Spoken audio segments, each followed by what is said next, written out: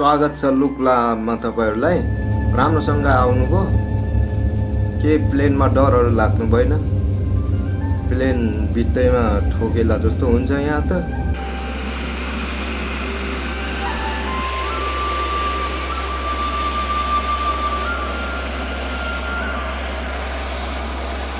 At an altitude of 2860 meters, Lukla is the starting point of arguably one of the best trekking routes in the world, up to the Mount Everest base camp, finishing above 5,400 meters. मेरो नाम राम कुलुङ हो म trekking गर्छु खैरहरुको बारी बोक्छु Ram is one of hundreds of seasonal porters in the route.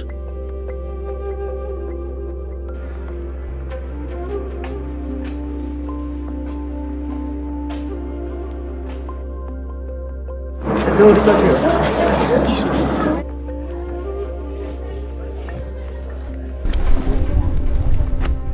दाइ गएको ल गएको है ल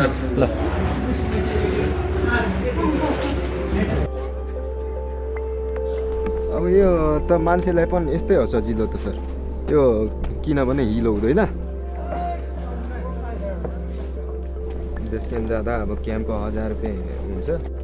डबल बारी बोकेर 2-3 क्याम्प जति हिँडिन्छ त्यतिखेर चाहिँ 5000 जति बच्छ The route is popular, in fact crowded. This is only for the 2 months of April and May, and so is the profession of Ram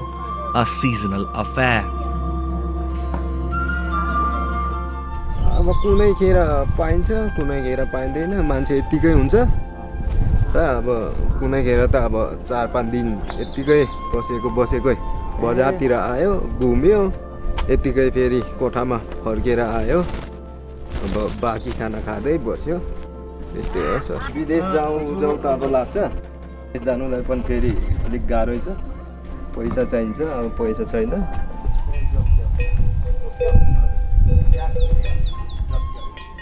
त्यो पेसामा पढाइ चाहिँ पुरुषहरु नै हुन्छ महिलाहरु पनि आधी उधी हुन्छ यो बिहानदेखि कहिले अब घाम लागिरहन्छ एकछिनमा यस्तो बादल आइहाल्छ डुममा भइहाल्छ यहाँको मौसम यस्तै हो sir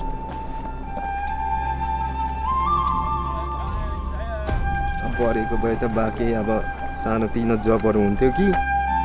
Trekkers pass through nearly 6-7 small hamlets along the Lukla-Namche section of the route. यहाँ सबै घरमा बिजुली पानीको राम्रो व्यवस्था छ sir The locals do not have infrastructures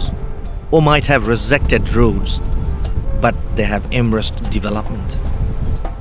Namche Lukla सबै बाटोभरि नै फोहोर राख्ने बाटो राखिदिनु भएको छ The topography is inhospitable, but the people are friendly. यहाँ हरेक गाउँको आफ्नो आफ्नै हाइड्रो बिजुली निकाल्ने पावर छ Solar panels give much needed warm water to survive the cold. No wonder everything comes at a cost here, charging a cell phone or getting a Wi-Fi connection.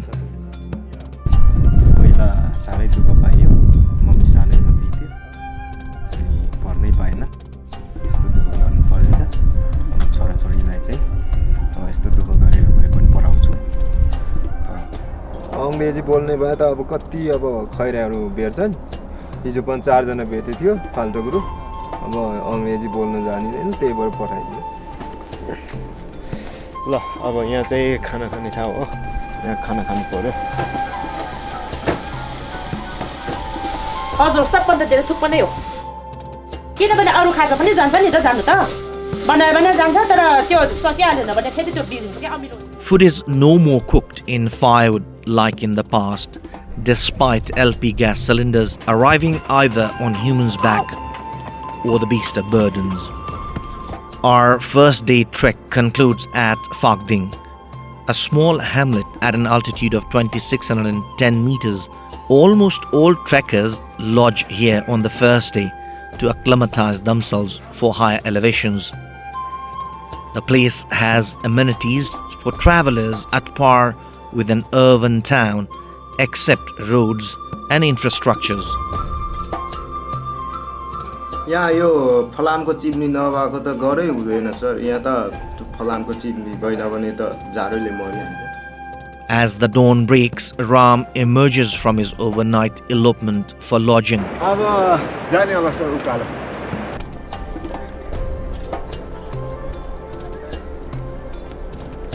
यो अलिक सपना बिग्रियो अनि त्यति राम्रो सुतेन सपनामा त खै कस्तो अचम्मक सपना देख्यो सपनामा चाहिँ बुढी चाहिँ अर्कैसँग गएको देखेको खै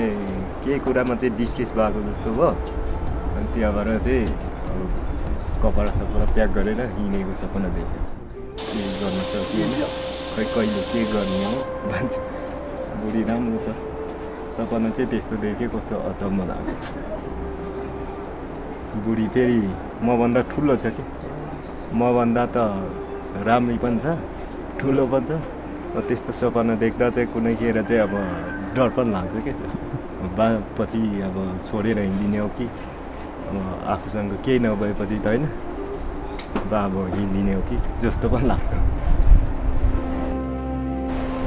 यो सागो हो यो सागो चाहिँ काठको बनाएको यो बर्खामा ठुलो पानी आउँछ ठुलो खोला हुँदाखेरि त बगाएर लगिहाल्छ फेरि बनाउँछ यो चाहिँ पारी घाँस दाउराको लागि बनाउँछ The Khumbu region has more than a dozen suspension and concrete bridges to safely cross the Dudh Kosi, meaning Milk White Kosi and its tributaries. As we continue our steep climb towards Namche Bazaar, we pass through freshly felled pine trees. यो चाहिँ घरको लागि काठ काटेको हो यो घरको काठ काट्दाखेरि चाहिँ यो निस्केको दाउरा हो सर यो दाउरा अब सधैँभरि फुल्दैन कुनै बेला फुल्दाखेरि चाहिँ काट्ने हो Only permitted numbers are cut every year, while the locals do not forget to grow pine saplings in their backyard to replace the cut ones.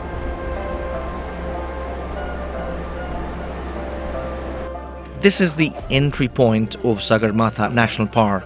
a buffer zone guarded by Nepal Army. The small hamlet of around 200 houses is no less than a modern town as we venture around the next morning with Ram. We not only discover Ram's free-of-cost night laws, but also a secret tavern where porters gather to gamble. Tourist आएन भने त अब यहाँ त अब गाह्रो छ नि सर अब आलु मात्रै फलाएर अब के खानु यहाँ त्यो पनि अब आलु धेर फल्दैन कम फल्छ टुरिस्ट आएन भने त धेरै गाह्रो छ सर अब छनु त छ कि अझ योभन्दा राम्रो योभन्दा नि अब राम्रो अब घरहरू बनाओस् राम्रो सरसफाइ होस् अब राम्रो सुविधा होस् त्यहाँदेखि चाहिँ आउँछ यहाँ त अब त्यस्तो मोटरहरू आयो भने त फेरि हामीलाई गाह्रो भइहाल्छ नि सर अब हामी फेरि अब हामी पोटरहरू फेरि त्यत्तिकै हुन्छ बेरोजगार हुन्छ अब हाम्रो त अब खै जिन्दगी त अब यस्तोले त अब गाह्रै हो तर अब के गर्नु त सर अब खासै अब केही अब गर्ने बाटै छैन हाम्रो अब यही नै हो हाम्रो त A phone call from Lukla upsets us more than Ram as he misses a much better opportunity to accompany trekkers to the base camp.